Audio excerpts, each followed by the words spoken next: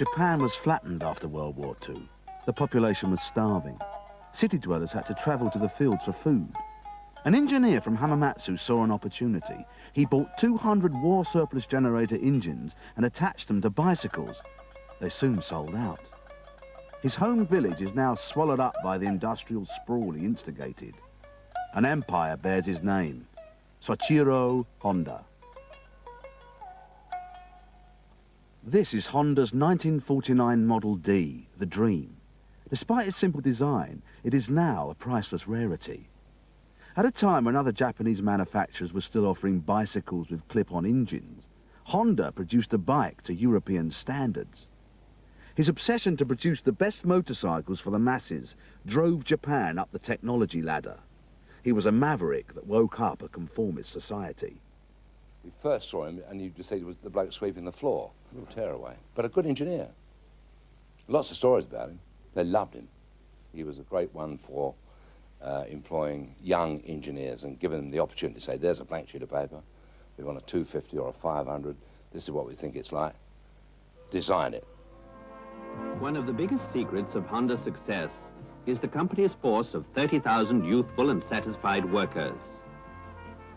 A key to their satisfaction is the way they use their time away from the job, with plenty of encouragement and financial support from Honda.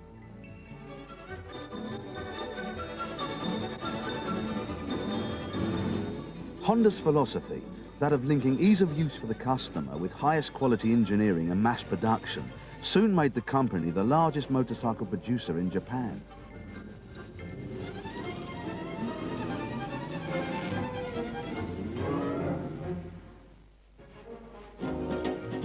By 1958, Honda's growing range of machines had swamped the domestic market, and he urgently needed a bigger return on his heavy investment.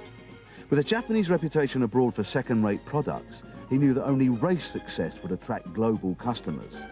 His target was the toughest race in the world, the Isle of Man TT. The first event of the 43rd Tourist Trophy races is about to begin. Jim Redmond, riding a Honda, number 2, starts off. The Honda team were laughed at in 1959, but came 6th, 7th, 8th and 11th in the 125 event. In 1960, they were 4th, 5th and 6th in the 250 event. Then at only the third attempt, Honda achieved his goal. The first 5 places in this event were taken by riders on Honda, an achievement that will go down in the history of the TT races. Halewood, a young man of 21 years age, finally comes into the goal first, 7 1/10 seconds ahead of Taveri.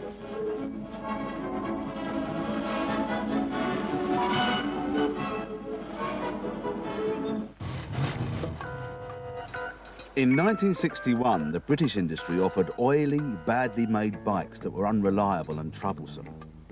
Motorcycle sales were in a slump. The arrival of Honda's small, colourful, well-made bikes revitalised the market.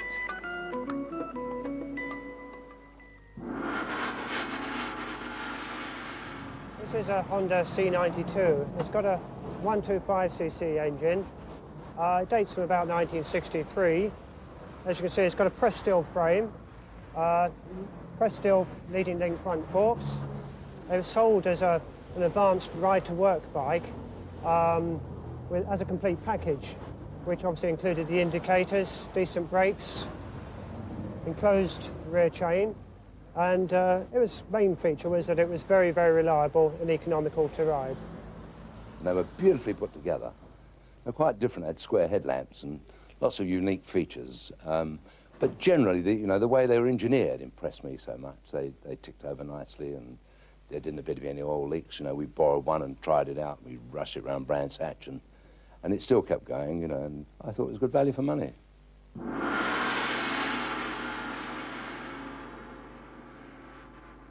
But Honda knew he had to get the backing of the cognoscenti, the speed freaks.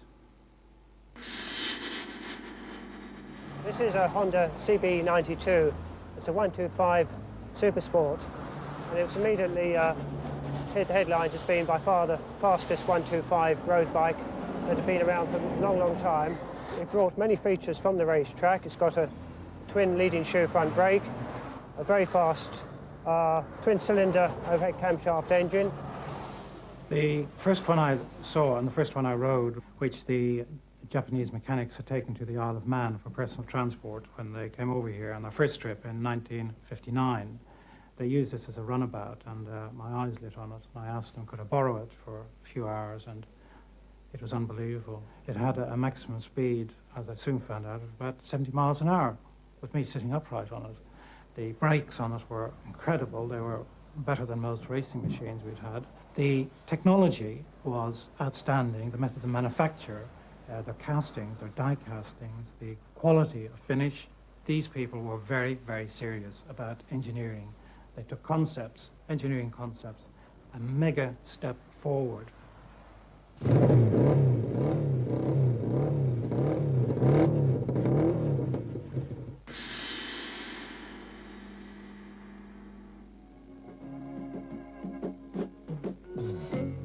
Honda's rise to preeminence mirrored and often led Japanese post-war growth.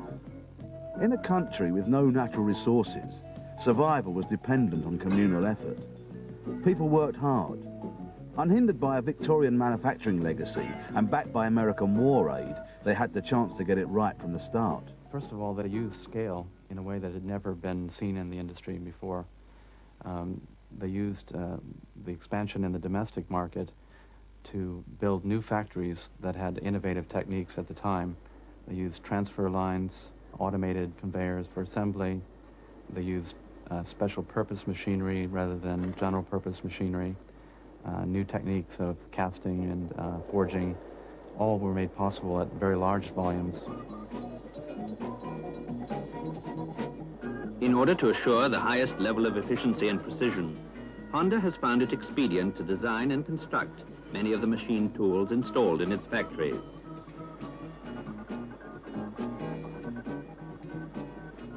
Much of the machinery used on these engine production lines was made by Honda itself. Honda in particular made very aggressive investment during the high growth years of the 50s and 60s and took on very large levels of debt. But with that investment, they achieved very low cost positions, very high margins, were able to pay back that debt quickly, and in the end they had higher profitability than the rest of the motorcycle industry in the world. The British industry was much more interested in short-term profitability. The Japanese were investing for longer-term returns and were taking much less dividends at that time. They were also giving the customer more. Features like push-button electric starting. In the process, they were modernising motorcycling. Faced with such a threat, foreign competitors resorted not to innovation, but to ridicule. It's a common misconception in the West that the Japanese copy, full stop. The word for learn and the word for copy in Japanese is the same word. If you think of judo or kendo, these are arts that one studies a series of preset models, things that you have to do. You repeat them again and again and again and study them until you can be perfect at them. And only when you have perfected these pre-established prototypes can you then move on to extemporize, to develop. When we saw the Japanese motorcycles of 20-odd years ago that just seemed to be copies, they were. This was during the early booth stages. This was the getting to grips with what the thing was all about. How should you make it? What is a motorcycle? Then we saw the improvement phases. We've been in the dominate phase for quite a long time now. It's a T22 Super 6, first introduced into this country in 1966. It was claimed to be the first 250cc motorcycle to reach 100 miles per hour. It does have 6 speeds in the gearbox, which enables the engine to make the most of its power. At the time, it knocked the spots off the general British competition, including bikes like the Triumph Bonneville, which it would give a very good run for its money in its day.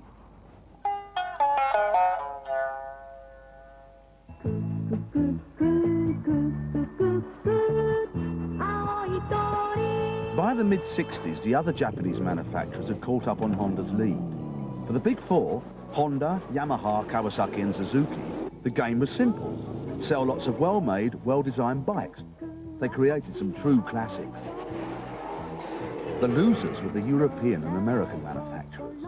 For them, the 1960s was a litany of underinvestment, patronising dismissal of the opposition and lost chances. Too little, too late. The Japanese ran rings round everyone, and soon they would drive a stake through their hearts. These are the first disc brakes seen on a mass-produced motorcycle. They're a symbol of a deep-seated Japanese obsession with constant improvement. In 1969, this bike simply leapfrogged the European industry.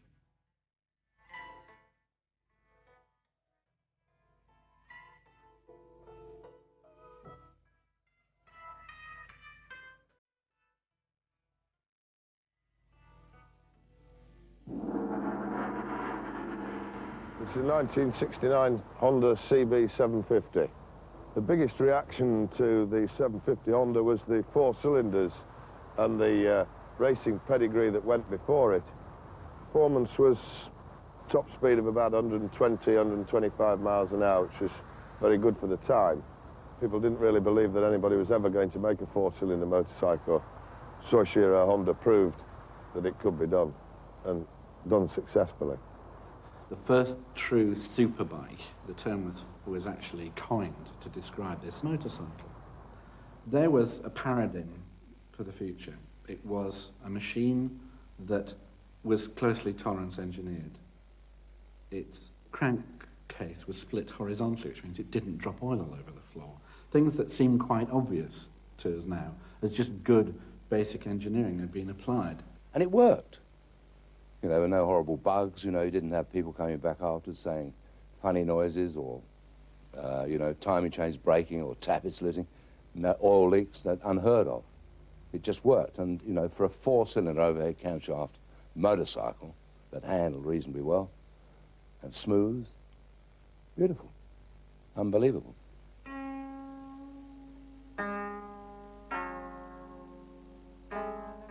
The CB750's engineering sophistication destroyed foreign competition. Honda's state-of-the-art manufacturing megalith and a decade of racing dominance were overwhelming. The Italian and American industries had to be saved by government. The British fell apart overnight. It's important to remember that at the time they had production volume of over 2 million units, and the whole British motorcycle industry was only about 20,000 units. Fierce competition between the big four produced some extraordinary machines. The bike's a Kawasaki H1. It was built by Kawasaki Heavy Industries, and the main features of the bike is a 500cc 2-stroke 3-cylinder engine. Well, they were built purely to build on Kawasaki's performance image, which was the image they wanted to create specifically for the United States market. Because the bike was built specifically for straight-line performance. The handling is not too good.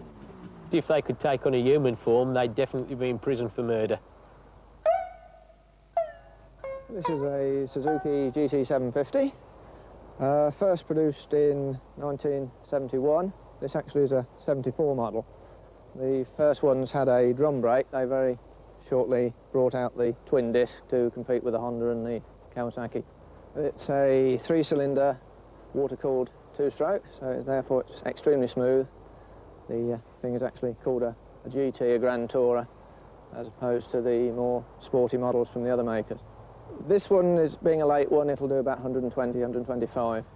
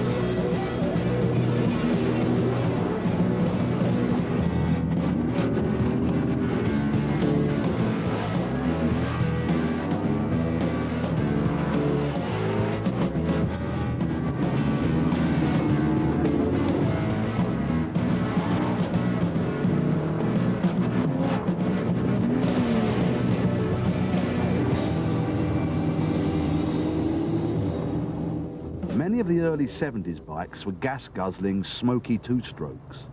Environmentalists attacked them and won. Kawasaki, like Honda, saw the future in the easy-to-tame four-cylinder four-stroke, but they went further. They came up with an all-time classic, the Z1, the king. The bike started development in 1967, codenamed the New York Streak, but Honda rather stole its thunder in 1969 when it launched its 754. Kawasaki, realising they had to come back to something bigger and better, and hence they decided on 900cc four-cylinder engine with double overhead camshafts. It must really have been quite awesome, because even today when you ride it, it's very, very smooth, it's very torquey, and in its day, very fast. It was road tested at over 130 miles an hour. And wherever you go, it creates an enormous amount of interest.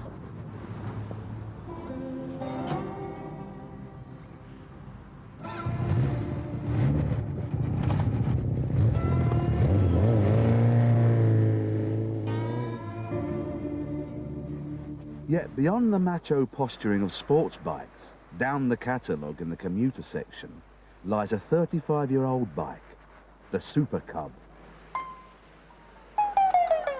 We look back to when Super Cub first came out, which was 1959, and we see something slightly quaint and old-fashioned. But when it came out, it was the most extraordinary object. It was completely new. It wasn't a scooter, it wasn't a motorcycle, yet it combined the benefits of both. Well, this was designed really as a motorcycle for a non-motorcyclist. It was very simple.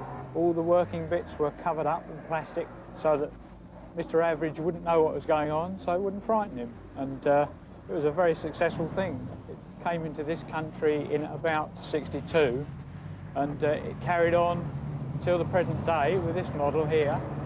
But basically, the concept hasn't changed at all. It's been very, very successful. They've sold millions of them. Bloke came in and put £20 down, had the balance over a year, sort of 5 bob a week, and the things just went on and on and on, you know, 20, 30,000 miles. It's unbelievable. 150 to the gallon, and they cracked that, you know. In spite of racing, in spite of flash dash, all the rest of it, they have sold worldwide, and particularly in Southeast Asia, a phenomenal number of Cubs, and they're still in production.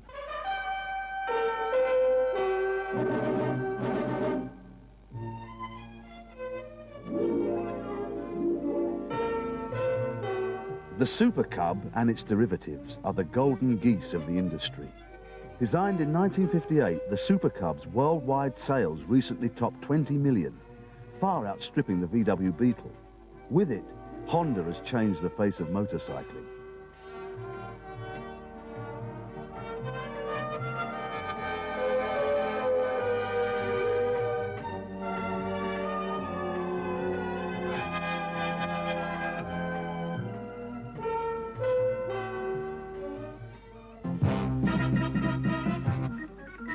In the early 1960s, they changed radically the perception of the motorcycle from a vehicle used for transport or a cult item for Hell's Angels types, and opened it up to a vast public.